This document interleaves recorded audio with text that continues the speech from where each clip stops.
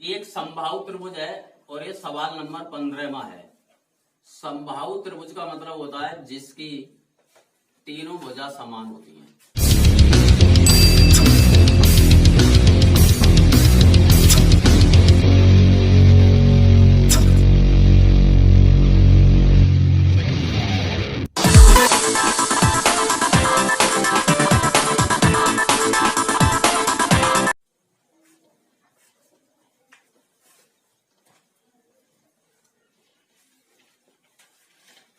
तीनों भुजा कैसी होती हैं जिसकी समान होती हैं, ए बी सी।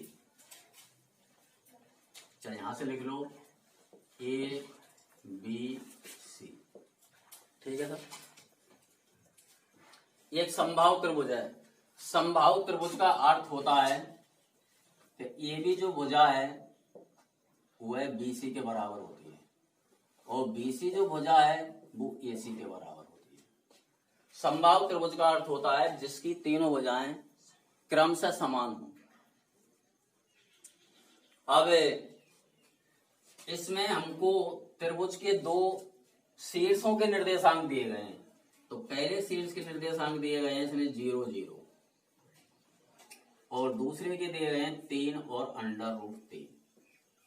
तो तीसरे शीर्ष के निर्देशांक क्या होंगे, हमने मान लिए x और y। तीसरे शीर्ष के निर्देशांक हमने क्या मान लिया, इनको x और y। अब इसमें हम क्या करते हैं, सबसे पहले a और b के बीच की दूरी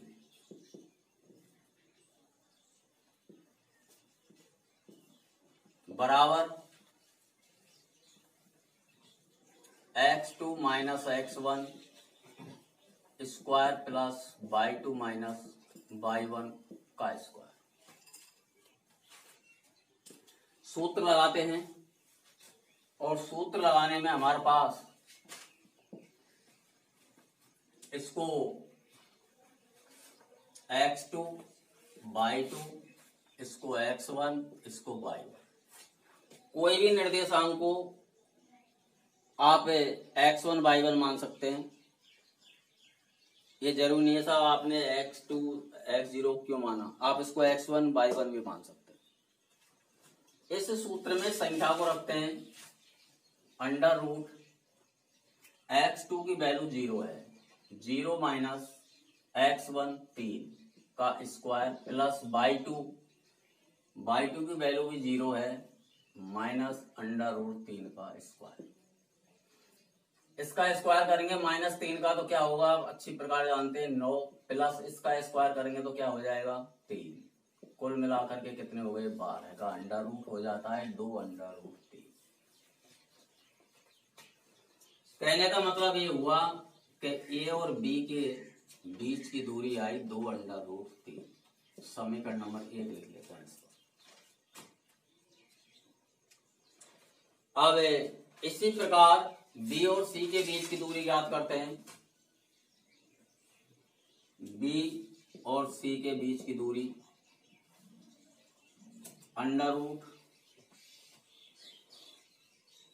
इसको x2 इसको y2, x1 y1 तो ये मने हुए ही पहले मान चुके हैं हम, तो अब इसको लिख लेते हैं। x2 की वैल्यू कितनी है x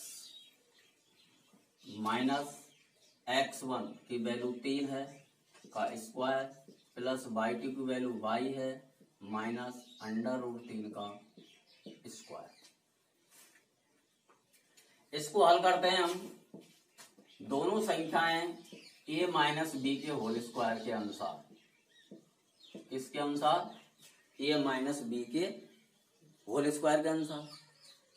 खोलते हैं तो ये संख्या बनती है हमारे पास x वर्ग माइनस 6x प्लस 9।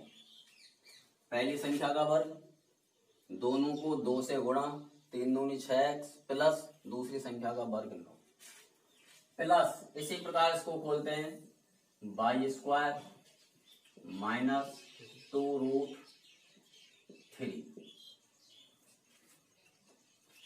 प्लस इसका √3 का वर्ग करेंगे तो कितना आएगा 3। इसको आगे हल कर लेते हैं x वर्ग प्लस y वर्ग वर्ग के पास वर्ग लिख लिया, minus 6x minus 2y√3 plus के 12, 9 और 3 जोड़ दिए। जो संख्याएं हैं उनको देख लेते हैं कौन सी संख्या कहाँ जोड़नी है कहाँ घटानी है, जिससे मेल खाती है उस संख्या को लिख लेते हैं। इस पर अंडर रूट का निशान है, अंडर रूट का निशान लगा देते हैं और ये दूरी आ गई हमारी बी और सी की, समीकरण नंबर 2 बन गया। इसके बाद ये सी के बीच की दूरी याद करते हैं। ये सी के लिए आप लगाओगे x2 माइनस x1 का square plus y2 minus y1 का होल स्क्वायर। इसमें x2 y2 माने हुए हैं, इसको x1 y1 मान लीजिए। तो सूत्र में रखते हैं हम, x2 की वैल्यू 0 है, 0 माइनस x का स्क्वायर प्लस 0 माइनस y का स्क्वायर पे अंडर रूट। इसका स्क्वायर खोलेंगे तो x वर्ग आएगा, इसका स्क्वायर खोलेंगे तो y स्क्वायर आएगा और इस पे किसका निशान है, अंडर रूट। अब ये सी के बीच की दूरी हमारे पास आती है x square plus y square. अब यहाँ तक सबकी समझ में अच्छा लग रहा होगा, नहीं तो आगे मेरे को बताएंगे तब मैं आपके लिए बताऊंगा। इतना करने के बाद में इसमें समीकरण नंबर लिख देते हैं, कौन सा, 3। कितना लिख देते हैं, 3 लिख देते हैं। अब समीकरण नंबर यहां लिखेंगे आगे, चूंकि त्रिभुज समबाहु है इसलिए ए बी बराबर बी सी और बी सी बराबर ए सी, ये सभी भुजाएं बराबर होंगी, ए बी बी सी ए सी सब बराबर की भुजा होंगी। समीकरण नंबर 1 और 2 को बराबर करने पर, समीकरण नंबर 1 हुआ 2 को बराबर करने पर, समीकरण नंबर 1 हमारे पास ए बी कितना आया, 2√3 बराबर बी सी की वैल्यू कितने का आई, under root x square plus y square minus 6x minus 2y√3 plus 12। दोनों पक्षों का वर्ग करने पर, इसका वर्ग करना है और इसका वर्ग करना है, वर्ग से ये वर्गमूल का निशान खत्म हो गया, इसका मतलब हो गया 4 गुणा 3, इसका मतलब हो गया 12।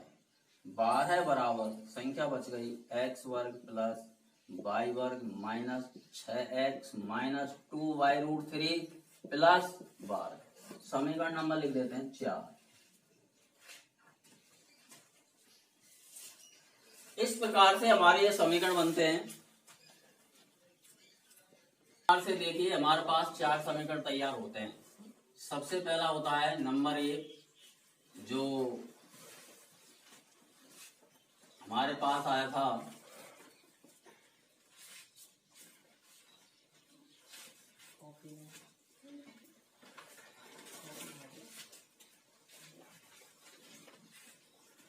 पहले नंबर का जो समीकरण है हमारे पास वो है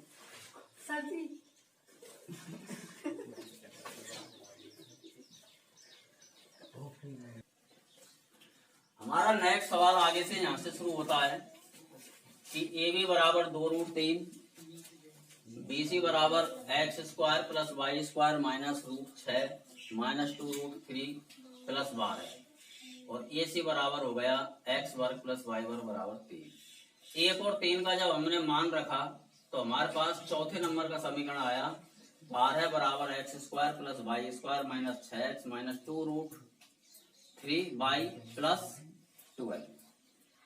अब इसी प्रकार से हम ए को हमने 2 के साथ मिलाया था तो ए को अगर हम 3 के साथ या AC के साथ मिलाते हैं तो बराबर है 3 भुजा, तो मिलाने पर क्या होगा 2√3 बराबर x वर्ग प्लस y वर्ग पे अंडर रूट, यानी 1 और 2 को बराबर किया, अब 1 और 3 को बराबर करते हैं, तो बराबर करने पर यह संख्या बनेगी हमारे पास, वर्ग करने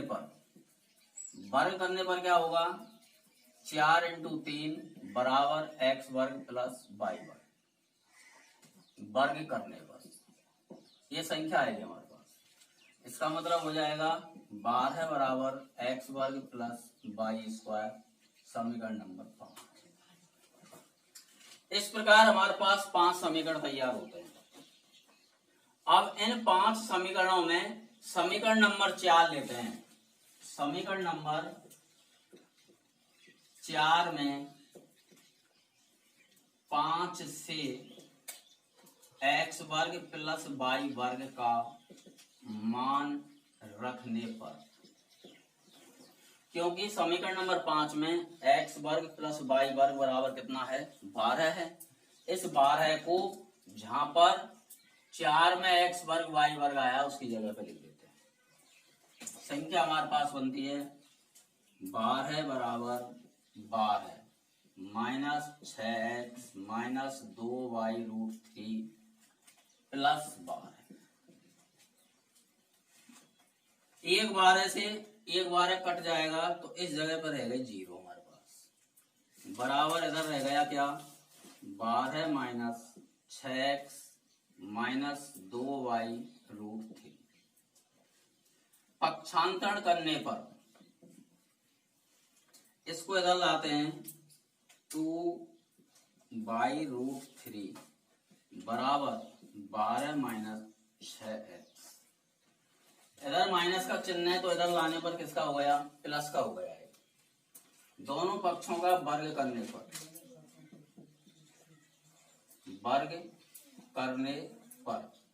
वर्ग करेंगे तो क्या होगा देखिए 2y√3 का स्क्वायर बराबर 12 माइनस 6x का स्क्वायर। इसका वर्ग खोलेंगे तो ये हो जाएगा 4y स्क्वायर, अंडर√3 का वर्ग खोलेंगे तो कितना हो जाएगा 3। इसका मतलब ये संख्या कुल मिला के हो गई 4 × 12y स्क्वायर, 12y स्क्वायर। एक साइड का वर्ग खोल दिया बराबर इसका खोलेंगे बरबरिया 4400 माइनस वर्सिंग 72 144x plus 36x square. A minus b के होल स्क्वायर से खोल दिया है a माइनस बी का होल स्क्वायर, तो प्रथम संख्या का वर्ग 144, दोनों संख्याओं का गुणा वर्सिंग 72 दूनी 144x प्लस 6 संगा 36x स्क्वायर। आगे क्या करते हैं हम, इसमें कोई भी संख्या जो जोड़ घट रही है उसका पक्षांतरण कर लेते हैं।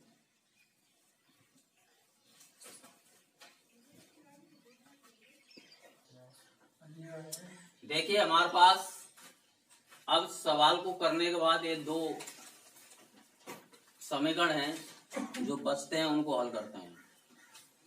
ये 5वें नंबर का समीकरण है और ये हमारे पास होल स्क्वायर खोलने पर आया। तो 5वें नंबर के समीकरण में अगर हम y स्क्वायर की वैल्यू ज्ञात करें तो 12 माइनस x स्क्वायर होगा। इसमें से समीकरण नंबर 5 में से y स्क्वायर की वैल्यू ज्ञात करें तो x स्क्वायर का अगर पक्षांतरण हो जाएगा तो 12 माइनस x वर्ग हो जाएगा। क्यों किया हमने ऐसा, क्योंकि हमारे पास y स्क्वायर आया हुआ है। इस y स्क्वायर की वैल्यू वहां से यहाँ रख देते हैं। क्या संख्या बनती है हमारे पास 12 कोष्टक y स्क्वायर की वैल्यू 12 माइनस x स्क्वायर बराबर 36x square minus 144x plus 144। क्रम से संख्या को लिख दिया है, क्रम होते हैं आरोही और अवरोही। अब इस 12 का गुणा इसमें करते हैं बरबरिया 4400 माइनस 12x² बराबर 36x वर्ग माइनस 144x प्लस 144। 144 से 144 दोनों संख्याएं समान है प्लस की, इसलिए कट जाएगी। हमारे पास ये संख्या बची, इसका हम इधर पक्षांतरण कर देते हैं। पक्षांतरण करने पर क्या बनेगा, 36x² plus 12x² minus 144x बराबर क्या बन गया, 0। दोनों को जोड़ते हैं, 48x² माइनस 144x बराबर 0। यहाँ से 48x कॉमन लेते हैं, यहाँ पर बचता है x माइनस 3 बराबर 0। इसका मतलब हो गया कि 48x बराबर 0, तो x की वैल्यू याद करेंगे तो 0/48 एज इक्वल टू 0।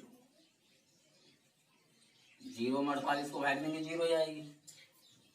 अब इसी प्रकार दूसरा लेते हैं, x माइनस 3 बराबर 0, तो x एज इक्वल टू 3। तो हमारे पास x की वैल्यू 2 प्राप्त हुई, एक तो 0 और एक 3। अब इस x की वैल्यू को, x के निर्देशांक तो हमारे पास आ गए। अब y के निर्देशांक निकालने के लिए हम क्या करते हैं, समीकरण नंबर 5 लेते हैं, जो हमारे पास ये है। समीकरण नंबर 5 में क्रमशः x बराबर 0 और 3 रखने पर, समीकरण नंबर 5 में क्रमशः x की वैल्यू 0 और 3 रखने पर, पहले 0 रखते हैं तो x² प्लस y² बराबर 12। x की वैल्यू 0 आए तो 0 रखते हैं, 0 का स्क्वायर प्लस y का स्क्वायर बराबर 12। 0 का स्क्वायर 0 होता है, इसलिए y एज इक्वल टू √12, और √12 का मतलब होता है 2√3 प्लस माइनस। ठीक है, एक तो निर्देशांक हमारे पास ये बने, जब x की वैल्यू 0 रखते हैं तो y की वैल्यू क्या आती है, माइनस प्लस 2√3, ये निर्देशांक बनते हैं। दूसरा, x बराबर 3 रखते हैं, x² प्लस y² बराबर 12। x की वैल्यू 3 रखेंगे, 3 पे वर्ग प्लस y² बराबर 12। 3 का वर्ग 9, 9 का पक्षांतरण करेंगे, y² बराबर 12 माइनस 9, और y² बराबर क्या बच गए 3, और y is equal two plus minus 3 काई के अंडर। ठीक है, जब हम 3 रखते हैं x की वैल्यू, तो y की वैल्यू आती है प्लस माइनस √3। ये हमारे निर्देशांक आते हैं, तीसरे बिंदु के निर्देशांक हैं x के। अगर x की वैल्यू 0 होगी तो 2√3 प्लस माइनस में हो सकते हैं, ये निर्देशांक हो सकते हैं। अगर x की वैल्यू 3 रखते हैं तो प्लस के और माइनस के √3 हो सकते हैं, लेकिन प्लस √3 इसमें दिया गया है, जो दिया गया होता है उसको छोड़ देते हैं, इसलिए क्या आएगा 0 और माइनस √3, ये दो ही होंगे, ये प्लस माइनस में हो सकते हैं और ये माइनस में हो सकते हैं। ये इसका आंसर होगा।